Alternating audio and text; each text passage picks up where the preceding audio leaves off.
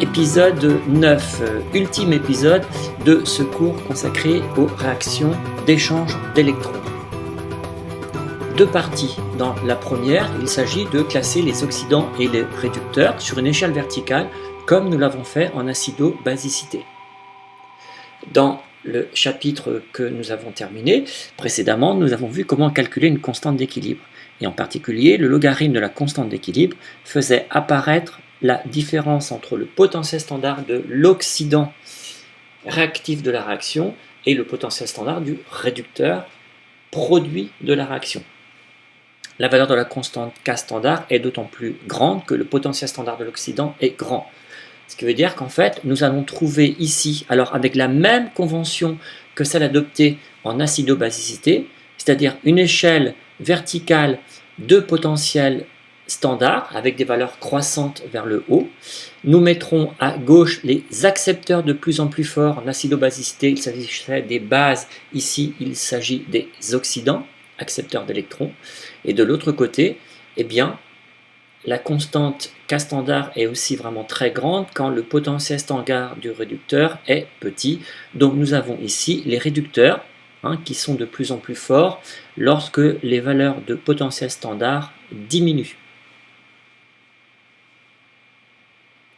Jetons un œil, grossissons un petit peu la courbe précédente. La courbe précédente fait apparaître ici comme espèce très oxydante, eh bien, le difluor, mais ça n'est pas vraiment une surprise puisque le fluor est un halogène et on sait que les dihalogènes sont très oxydants. L'eau oxygénée également avec un potentiel standard de 1,77. Citons aussi par exemple les ions MnO4-, les ions permanganate. Le potentiel standard vaut 1,52 volts. Donc voici des oxydants assez forts. Le dichlore est également un oxydant. Les ions dichromate sont assez oxydants aussi, 1,33. Et enfin, le potentiel standard du couple O2 oxydant H2O, réductrice, situé à 1,23. Les ions H+, se situent ici avec un potentiel standard évidemment égal à 0, puisque tous les potentiels standards sont exprimés par rapport à l'électrode standard à hydrogène. À l'opposé, nous trouvons ici des réducteurs très forts. Et parmi ces réducteurs très forts, notons tout de suite Na, K et Li. Autrement dit, les métaux alcalins. Donc les alcalins sont très forts réducteurs. Les alcalins sont de très bons réducteurs. Alors, ils sont de très bons réducteurs, et regardez en fait, quand nous allons les mettre en jeu, nous avons des potentiels standards qui sont voisins de moins 3 volts. Donc ça veut dire que quand nous allons les utiliser dans des piles, nous avons à peu près la certitude d'avoir des effets N qui vont être très élevés. Le problème, c'est que ces métaux alcalins réagissent violemment avec l'eau pour réduire l'eau et donc fournir du dihydrogène, ce qui veut dire que nous ne pouvons pas les utiliser en milieu aqueux.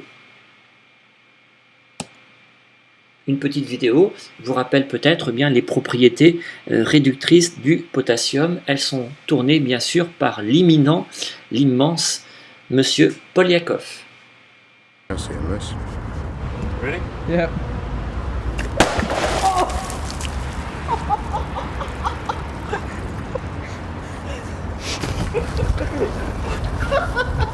Very satisfying reaction.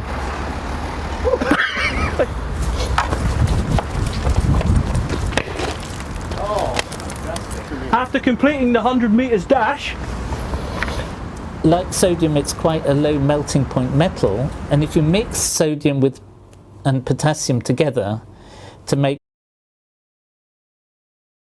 Après cette petite vidéo, et pour conclure, eh bien, il faut donc retenir que le lithium, le sodium, le potassium sont des métaux alcalins et sont très réducteurs. Évidemment, tous les métaux de la classification ont des propriétés réductrices.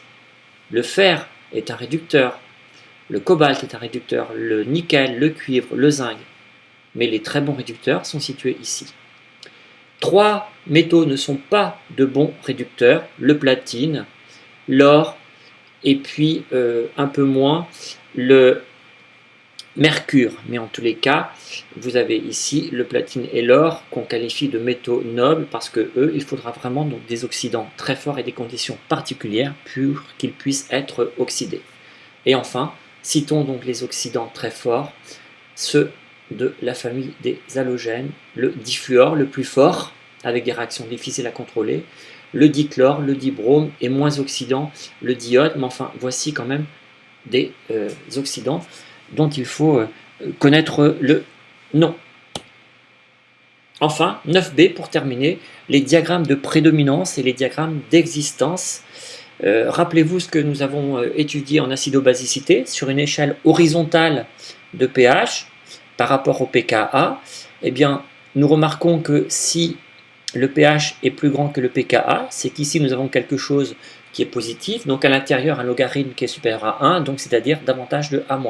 La concentration en A- est supérieure à celle en AH, nous sommes ici dans le domaine de prédominance de A- et évidemment ici dans le domaine de prédominance de l'acide. Eh bien nous allons faire la même chose ici avec, vous voyez, une analogie dans les expressions, le pH est remplacé par le potentiel E, le pKa par le potentiel standard, et puis logarithme de l'accepteur d'électrons qui n'est pas la base mais l'oxydant, et le donneur qui n'est pas l'acide mais le réducteur.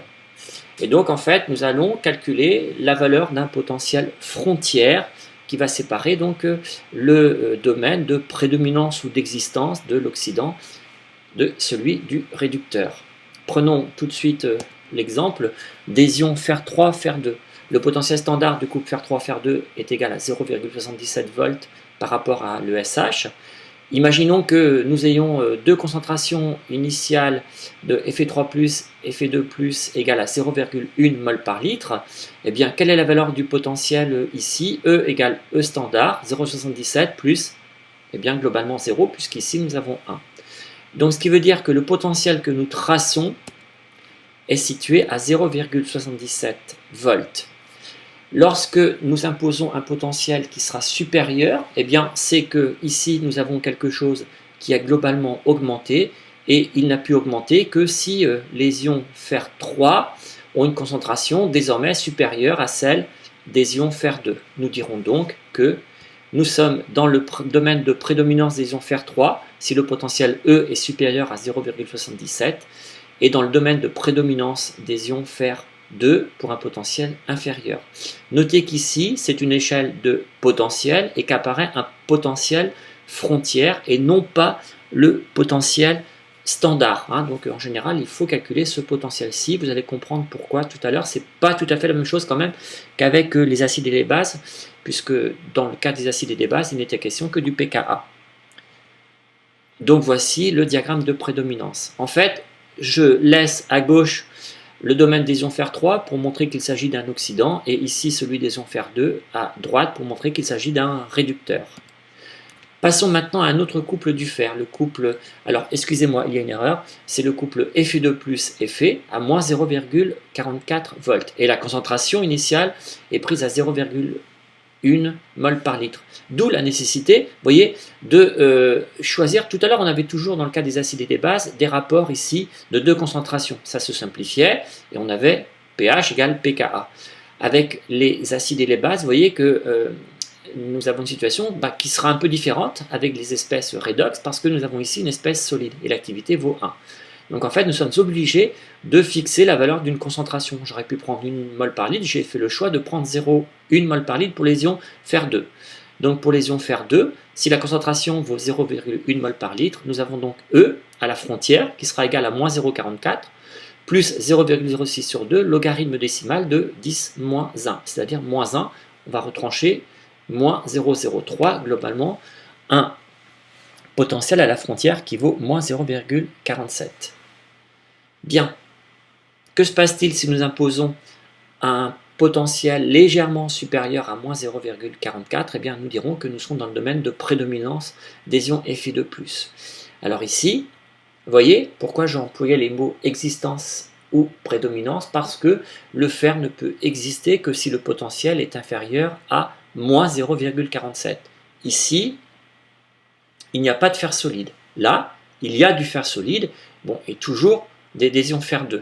hein, mais les ions fer 2, on va dire qu'ils prédominent ici, et qu'ici c'est le domaine d'existence du fer, ce qui se traduit par ce diagramme.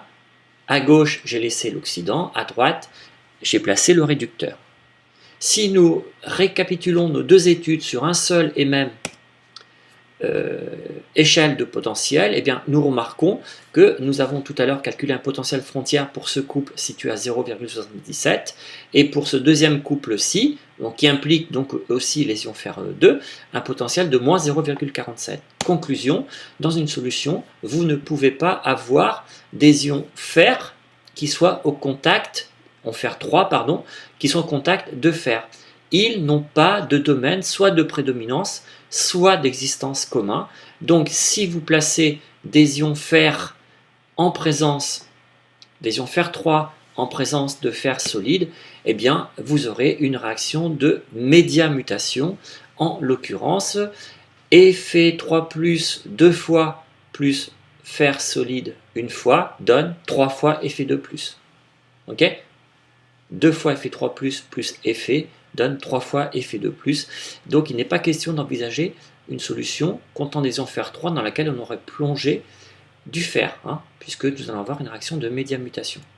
Un autre exemple consiste à étudier les ions du cuivre et le cuivre métallique. Voici les potentiels standards qu'on trouve dans le handbook. Donc j'envisage les degrés 2, 1 et 0 pour le cuivre.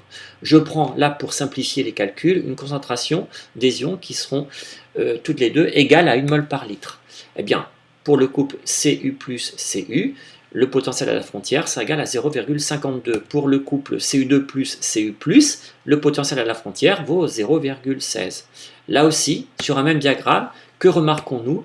Nous remarquons que les ions cuivre 1, les ions Cu+, ne sont pas stables en solution, puisqu'il faudrait que, pour qu'ils soient prédominants, le potentiel à la frontière soit inférieur à... Pardon, ici, je n'ai pas changé le 0,16, et ici, eh bien, c'est la valeur 0,52. Conclusion, les ions cuivre 1 ne sont pas stables, et les ions cuivre 1 se dismutent pour donner du cuivre solide et des ions Cu2+. C'est pour ça que dans les exercices, nous étudierons la plupart du temps le couple Cu2+, Cu, avec un potentiel standard qu'on peut calculer et qui est égal à 0,34 volts. Enfin, je terminerai par vous dire que c'est pas toujours très simple de construire ces diagrammes en oxydoréduction puisque nous avons plusieurs concentrations. Ce que nous pouvons prendre comme concentration, c'est une concentration en espèces. À la frontière entre deux domaines de prédominance, les concentrations des deux espèces sont égales. Vous pouvez aussi avoir une convention qui est une convention qui sera la convention atomique, c'est-à-dire que nous prendrons comme frontière la valeur du potentiel pour laquelle les concentrations en atomes sont les mêmes dans les deux formes. Par exemple ici, pourquoi dira-t-on que 2 fois I2 est égal à la concentration en I-? Parce que ici j'ai une fois l'élément iode, mais dans I2 j'ai 2 fois l'élément iode.